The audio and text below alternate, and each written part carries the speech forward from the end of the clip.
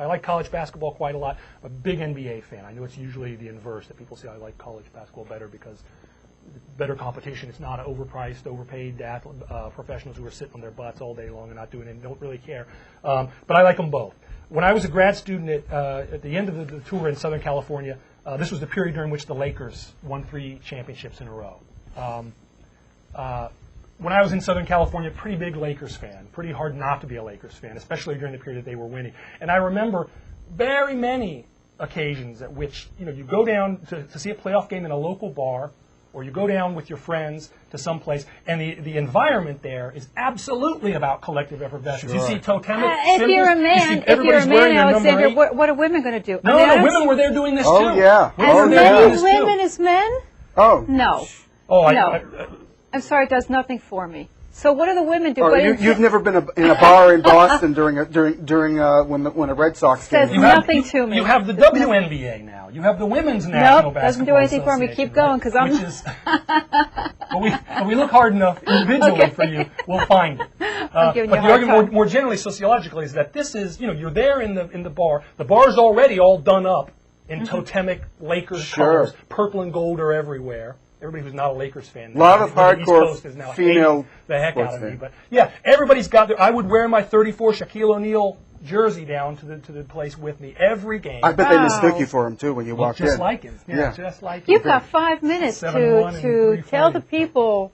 We're down to our last 5 minutes. I just want another example. Don't take his 5 minutes. No. The book we're referring to by Emil Durkheim is The Elementary Forms of Religious Life, and you would recommend that book as a startup. It is a wonderful book. It exists in a couple of different translations now, and some of them are a little better than others, but they're all pretty readable. And I think it's a great book for just to get a perspective on what it is that sociologically we can see religion doing. Okay, at the end of the program, we're going to put his URL for Professor Riley. And here at the University of Bucknell, if you go to the website... on my website, I actually have some stuff. I have some essays and some things that I've published up there. You can contact him, ask him your questions. You can check them out. And get information about his books and other things. So, in the meantime, let's tell the people, what do you want to finish with? We've got 4 minutes. Rock and roll is, I think, where we need to go back to. Tell the people what she wore. Okay. Line from a song. I love the fact that you know what Mick said to the crowd at Altamont, man. That is a Stone's head right there. That is a real Stone's head. I can't balance a checkbook, but I can tell you what Mick Jagger said. That's no more fighting, no more fighting. And the Dead, you like that? My favorite scene from that film is when Garcia and the Dead show up, and they're being told about the violence on stage, backstage, and Jerry's reaction is, bummer, man. The Hells Angels are beating the crap out of everybody, and Garcia's only way to respond is bummer. The lead singer for the Jefferson Airplane was knocked out, I think, by the Hells Angels, and Marty Ballin, I think it was. In the film, you actually see the conversation taking place between members of the Starship saying, we'd like to thank the Hells Angels for knocking our singer out. Yeah. And one of the Hells Angels gets on the microphone and is like, basically saying, I'll kick your butt too. Okay, so this was a rock concert at Altamont. Now, why did I remember this was on TV. Effervescence, but why did the Hells Angels kill somebody? What happened? They had been hired by the Stones to be security for the show. Not one of and it was an accident. One of their better moves. No. Well, the claim was that the guy who was killed had a gun. He had pulled a gun out and was running toward the stage, and you can vaguely make out the sign of the figure of a gun in the film when you see it at the end. So it's this guy who was rushing towards the stage during a melee between the Stones folks and a Hells Angels guy stabs him. The music was so good back then because it wasn't electronic like it is today. When you go hear a live concert back then, it was Even if you were Keith Richards and you only knew 2 chords, you played those 2 chords on all your records. You didn't have a. Well, the thing is that there was a certain primitiveness to the electronics. I mean, it was all electric.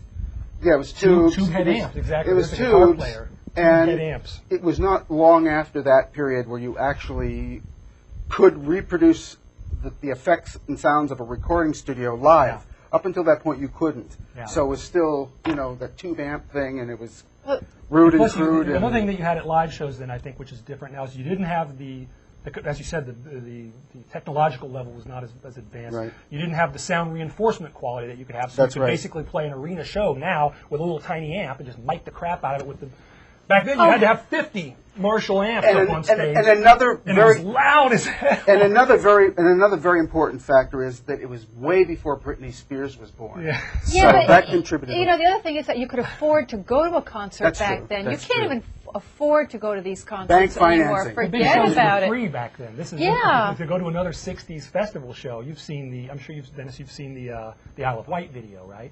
I have seen parts. Basically, Yeah, I think so. the fans, big free festival over in the UK, and basically what wound up happening is that they bankrupted the festival. The fans did because they refused to pay. They just knocked the walls down. As and they said, did we're it- coming in for free. as man." they did at You know, Woodstock as as well. they did at Woodstock as Right. well. And, Well, that's because we're all over 40. So Yeah. this is the music that, come on, this was good music. This was music of our generation. New Younger York State generation. Thruway's closed, man. Good stuff. A lot of freaks. Good stuff.